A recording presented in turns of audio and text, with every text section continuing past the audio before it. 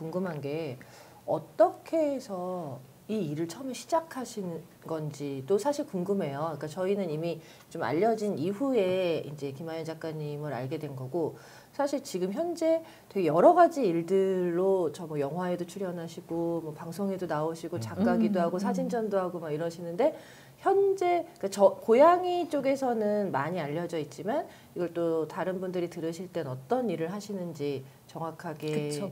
알고 싶어 하시고 궁금해 하시는 분들도 있을 것 같거든요. 그것도 궁금하고 정말 어떻게 처음에 이 일을 하게 되셨는지도 되게 궁금해요. 한 가지 확실한 건 모든 거는 전혀 계획적이지 않았다는 거예요. 그렇죠. 제가 이거 조금 좀 연이 올라가는데 지금 벌써 후끈해지는 건가요? 기대됩니다. 결혼을 했을 때 제가 디지털 카메라 하나 삽니다. 사진을 찍기 위해서 사는 게 아니라 그 카메라가 멋있었어요. DSLR. 아니요.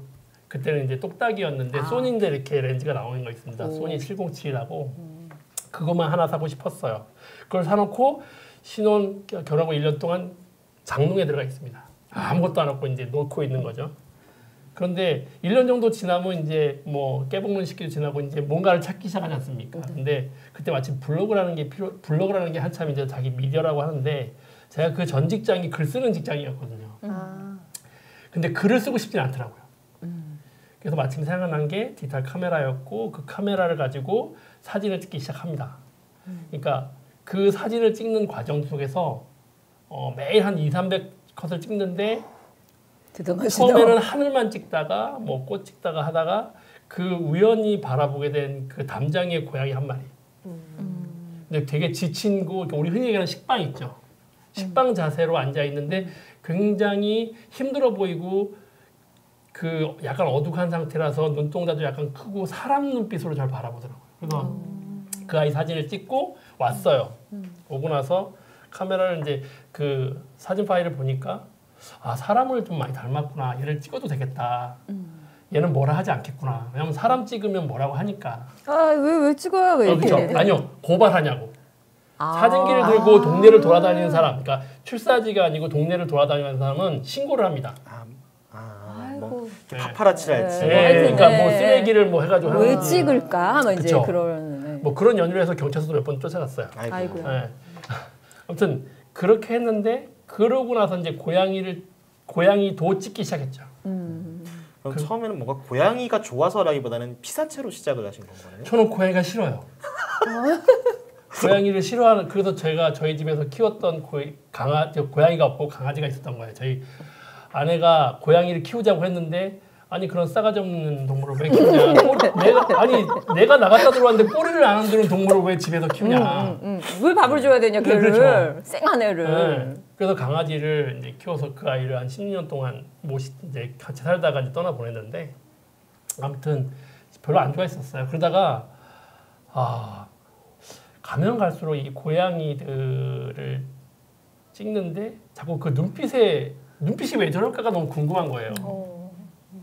왜냐면 고양이가 딴 데 이렇게 다큐나 같은 그런 거 보면 되게 심드렁해요. 사람 신경 안 쓰고. 근데 왜 유독 내가 찍는 아이들, 내 동네 고양이들은 이게 왜 눈빛이 두려워하기도 하고 뭔가 뭘 잔뜩 웅크리고 있는 뭔가가 있더란 말이에요. 그래서 그때부터 조금씩 이제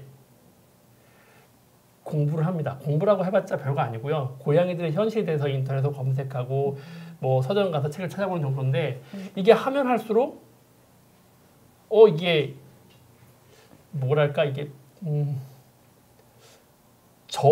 제 모습이 비춰지는 것 같았어요. 왜냐하면 도시에서 살아가는데 그 당시만 하더라도 굉장히 지친 모습과 그 아이들의 삶의 지친 모습이 겹쳐 있는 거예요. 그래서 그렇게 사진을 찍으면서 하나 제가 한 사진을 찍고 나서 2년 정도 있다가 얘들 모습을 매일매일이라도 올려야겠다라는 생각을 했어요. 저하고 약속이었는데 그래서 2008년 한 2월 달부터 블로그에 매일매일 고양이 사진이 한 장씩 올라갑니다.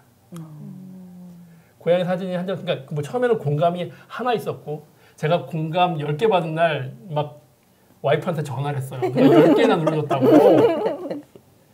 그렇게 2008년부터 시작을 했고 그걸 쭉 하면서 내가 좀 책으로도 내야 되겠다라고 싶은 생각이 들었었어요. 전시도 뭐 중간에 한두 번 정도 했었고 그때마다 조금씩 이제 그나마 꾸준히 하니까 조금씩 알려지게 된 거죠. 그래서 출판을 하고 싶었는데 솔직히 말하면 출판사 9군데에서 까였어요. 그 이유가 뭐냐면 계약을 한 데가 3군데가 있었거든요. 그 계약을 한 3군데. 그러니까 나머지는 아예 죄송합니다로 끝나는 건데 계약까지 했던 데는 왜 이 사진이 들어가야 되느냐? 왜 죽은 고양이 사진이 들어가야 되느냐? 얘는 너무 슬퍼서 책이 이렇게 슬프면 안 팔린다. 안 될 것 같다. 뭐 이 얘기를 하시는 거예요. 그렇죠. 막 사람들 고양이 그러면 슈렉 고양이 이런 그렇죠. 것만 이제 원하고 귀여움하고 귀엽고 밝고 이런 거 이래야 원하니까. 근데 저는 그렇게 이쁘게 찍을 자신도 없고 그런 고양이를 만날 수도 없는 상황이라서 그래서 결국에는 이걸 빼느니 포기하겠습니다 하고 한 데가 3번째 다였어요. 그러다가 이제 그게 오면서 2014년이 딱 돼요. 이제 2014년이 저한테 분기점이었는데 이제 사진을 접으려고 그랬어요. 왜냐면 저도 먹고 살아야 되잖아요. 먹고 살아야 되는데 그 당시에 제가 제주도에 있는 한 켈리 작가님한테 같이 책을 쓰자고 제가 제안을 했고 그 원고를 다 받았어요. 써달라 그래서 그러니까 시안을 만들었어요. 이렇게 지금에 있는 사진 놓고 켈리 제가 쓴 글 가지고 켈리 작업을 해주시는 그 이제 그 포맷으로 다 어그렸다고 말씀을 드려놓고 나서 우리 전시는 한번 하죠라고 말씀을 드렸고 그때 제가 카메라를 한 대 팝니다. 2대가 있었는데 카메라 한 대 팔아서 왜냐면 전시에 비용이 너무 많이 들어가요.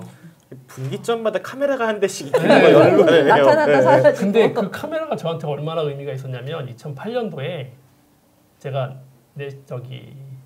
한겨레에서 주최했던 그 사진전이 있었어요. 상금이 그 1,000만 원 가까이 돼요. 그 매그넘 사진전이라고 거기서 대상을 받았거든요. 그때 받은 카메라예요. 그래서 이 카메라는 내가 평생 가져가야지. 그렇지. 라고 했는데 사실 그거는 좀 무겁기도 하고 나중에 보다 보니까 내가 전시는 약속은 지켜야 되겠다는 생각이 들어서 그 작가님하고 이제 전시를 하게 되죠. 그 전시가 화양연화입니다. 화양연화. 네네. 고양이가 새끼던 컸던 엄마 품에 있던 혼자 살아가던 그 모든 순간이 내일이 없기 때문에 가장 화려한 날일 것이다라고 해서 붙이는 이름이에요. 그러니까 듣고 나면 슬픈 그런 거죠. 그런데 그 전시 때문에 사실은 영화에 들어가게 되고 그 영화 감독님이 소개시켜준 이상한 출판사 대표가 있어요. 이상한. 웃긴 게 뭐냐면 가서 저는 안 될 줄 알고 소개시켜준다는 거예요. 가서 해가지고 내가 요구하는 걸 다 말했어. 뭐 양장으로 해주세요.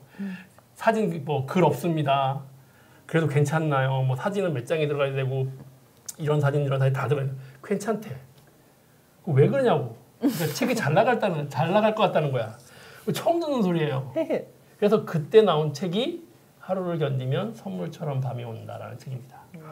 11월 달에 나왔죠.